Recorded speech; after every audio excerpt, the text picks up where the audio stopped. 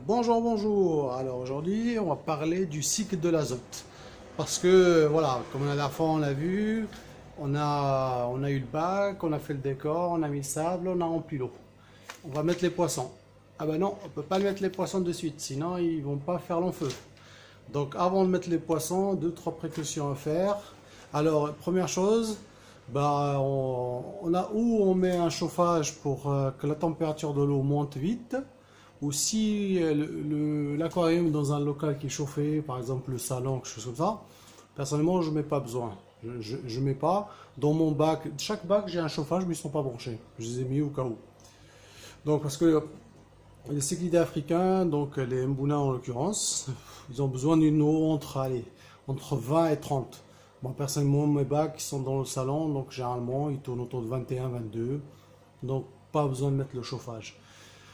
Après, bien sûr, une fois que le bac est plein, maintenant, il faut attendre le cycle d'azote. C'est quoi le cycle de l'azote? Le cycle de l'azote, c'est un cycle qui fait que tous les déchets que vont produire les poissons ou la nourriture que vous avez donnée qui n'a pas été consommée, ou si vous avez des plantes, les feuilles qui vont mourir, tout ça, vont être traitées et vont se transformer en quelque chose de moins nocif. Le cycle se fait en trois étapes. Donc première étape, c'est les poissons vont produire des déchets ou la nourriture que vous avez donnée qui n'a pas été consommée de suite, qui est restée. Ou sinon, si vous avez des plantes, les feuilles qui vont mourir. Cette partie-là, c'est-à-dire cette étape, va être produite grâce à des bactéries. De toute façon, tout le cycle se fait grâce à des bactéries. C'est des bactéries qui s'appellent des microcossus. Donc vont transformer ces déchets en ammoniac. Alors ça va être transformé en ammoniac si le pH est supérieur à 10. Supérieur à 7, hein. Et s'il est inférieur à 7, ça sera de l'ammonium. Dans notre cas, comme c'est des cyclides africains, le pH va tourner autour de 8 et quelques, donc ce sera plutôt de l'ammoniac. Et une fois que cet ammoniac est transformé, ce déchet est transformé en ammoniac, il y a d'autres types de bactéries qui vont rentrer en action. C'est des nitrocosomas, donc ces bactéries vont transformer l'ammoniac en nitrite. Alors le nitrite, c'est un déchet qui est nocif pour les poissons. Donc le but c'est vraiment qu'il soit le plus bas possible. 0 c'est encore mieux. C'est pour ça qu'il faut qu'il y ait cette bactérie dans le bac pour traiter ce déchet-là. Une fois qu'on arrive au nitrite, bah, encore un troisième type de bactérie qui va rentrer en action. C'est les nitobactéries. C'est les bactéries que vous pouvez trouver dans le commerce, que vous pouvez acheter en forme de liquide et tout ça. Ces bactéries vont transformer le nitrite en un déchet qui est un peu moins toxique, c'est le nitrate. Alors le nitrate, une fois qu'on est arrivé à cette étape-là, ben, le cycle est terminé. Donc le nitrate, il faut essayer d'avoir une concentration maximum, mais vraiment pour moi maximum, normalement ils disent c'est 50 mg par litre d'eau. Mais voilà, moi personnellement, j'ai fait des tests il y a quelques années. Maintenant, je fais plus de tests parce que je sais à peu près comment ça marche. Mais il y a quelques années, dès qu'on s'approchait de 25-30, même des fois 20, je faisais un changement d'eau. Bien sûr, j'allais pas passer ma vie à faire des tests. Je sais à peu près combien je donne à manger, je sais à peu près combien j'ai de poissons. Donc, au bout d'un certain temps, le nombre de poissons ne varie plus dans le bac. Donc je sais à peu près que si je fais entre 15 à 20% de changement d'eau toutes les 2 semaines, mon cycle est bon. Je tournais autour de 20 et des poussières, mais voilà. Je peux monter au-delà, je peux monter jusqu'à 30 sans problème, même des fois 40, mais voilà, je laisse toujours une marge parce qu'on ne sait jamais. On ne sait jamais que des fois je donnais à manger et finalement j'ai eu la main un peu plus lourde niveau nourriture. Donc voilà. Donc le cycle pour moi, 2 semaines et après changement d'eau d'entre 15 à 20%. Alors, bien sûr, si on veut réduire un peu le changement d'eau, ce qu'on peut faire, c'est de mettre des plantes. Parce que les plantes se nourrissent de nitrate. Donc voilà, après, dans un bac comme ça, si vous voulez vraiment pas du tout faire de changement d'eau, ah bah, il faut le planter, il ne faut plus voir les pH, quoi. Il faut vraiment mettre un maximum. Donc même si vous mettez des plantes, vous allez réduire peut-être la fréquence de vos changements d'eau, mais il va falloir en faire quand même. Voilà.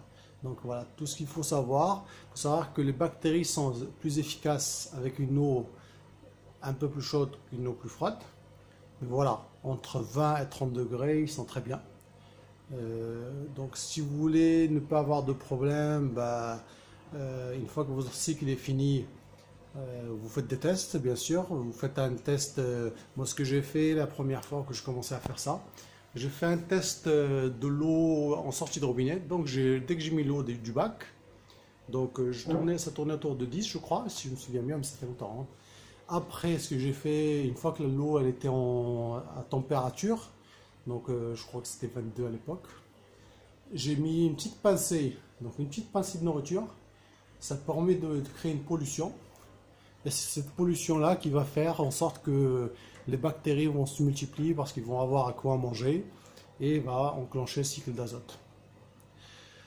Donc ça, si on n'a pas de bac, c'est notre premier bac. Après, bien sûr, si vous avez déjà un bac existant qui est sain, c'est-à-dire pas de maladie, vous prenez les masses filtrantes de ce bac-là, vous les rincez dans le bac, dans le nouveau bac, et le cycle est fait, vous pouvez mettre les poissons le lendemain.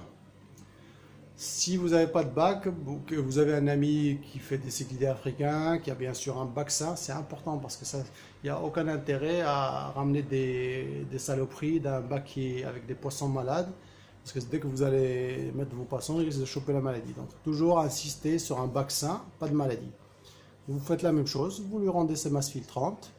Et voilà, et c'est reparti, 48 heures, 24 heures, 48 heures après, il y en a qui disent même quelques heures, vous pouvez mettre les poissons d'eau. Alors, une chose aussi, quand vous avez un bac neuf, essayez de ne pas mettre les poissons tous d'un coup. Parce que là, par exemple, j'ai plus de 40 poissons.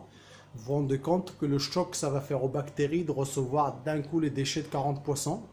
Ça va faire un sacré choc. Donc, il risque d'avoir une montée de nitrates, parce que les bactéries, ils n'auront pas le temps de transformer toutes les nitrites qui sont nocifs en nitrates, qu'il y a déjà de nouvelles. Donc, ils vont être débordés. Donc, il faut essayer d'introduire les poissons petit à petit, c'est-à-dire introduire 4-5 poissons, attendre quelques jours, ainsi de suite, même une semaine. Et voilà. Si les poissons sont encore tout petits, hein, donc vous pouvez introduire un peu plus parce qu'ils feront du moins de déchets.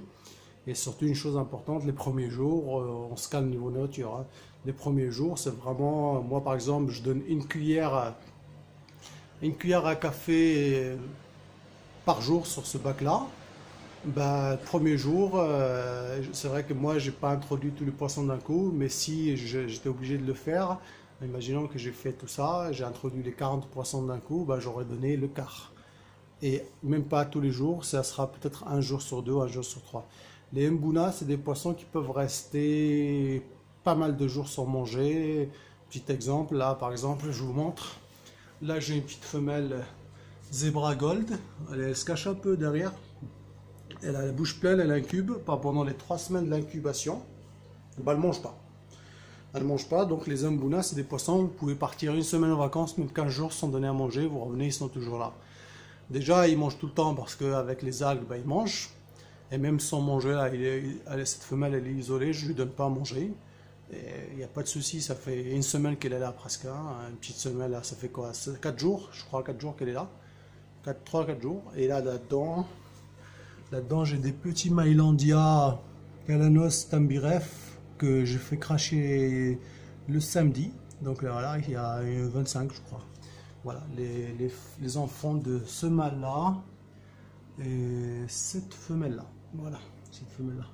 Voilà, donc voilà, le cycle, c'est pas vraiment compliqué. Donc le cycle, j'ai oublié de dire, si vous voulez être sûr que le cycle est fait, vous attendez 5-6 semaines. Sinon, vous achetez les testeurs. Donc vous avez plusieurs de testeurs, c'est des testeurs à gouttes ou à bandelettes. Les gouttes sont beaucoup plus précis. Les bandelettes sont moins précis mais beaucoup moins chers, donc c'est à vous de voir. Vous allez tester votre eau le premier jour, vous essayez de faire un test un jour sur deux. Vous allez avoir, ça va monter, ce qu'on appelle, ça va monter le pic. À un moment, vous allez arriver à un pic de nitrite. Ce qu'on appelle le pic, c'est la valeur la plus haute. Et après, ça va commencer à descendre. Donc une fois qu'il est descendu, c'est-à-dire votre cycle est fait, votre eau peut recevoir des poissons, mais voilà, très important. Pas introduire tout d'un coup, introduire petit à petit. De toute façon, pour les mbuna, c'est bien d'introduire petit à petit. On commence toujours par introduire les moins agressifs. Les moins agressifs en premier, ça leur permet d'avoir leur place dans le bac avant que les gros arrivent. Donc les petits poissons en premier. les Cynotilapia, Pseudotropheus en premier à peu près, parce que ça reste des petits poissons. Et après, on va commencer à introduire les Mailandia. Voilà, dans ce type d'aquarium, voilà, moi par exemple, j'ai introduit les Cynotilapia, le groupe de Cynotilapia. Voilà, bien sûr, si vous avez un groupe, vous introduisez tous les mâles d'un coup, de même temps, hein, comme ça, ils font leur place. Après, j'aurais introduit les Solosies après, le groupe de Solosies. Après, je recommençais par les Tarakiki. Donc, c'est les mélanges de Tarakiki, c'est pas très agressif. Les Tropheus après, en même temps que les Tarakiki. Et après, je serais passé au gros Mailandia, c'est-à-dire là, ça aurait été les Ajomailandi, les Zebragold et les Kailanos. Et j'aurais fini par les plus gros, les Petrotilapia, les Mesanrif. Et après, et la Bioflupornicatale. Voilà, donc, question, n'hésitez pas. Allez, à bientôt.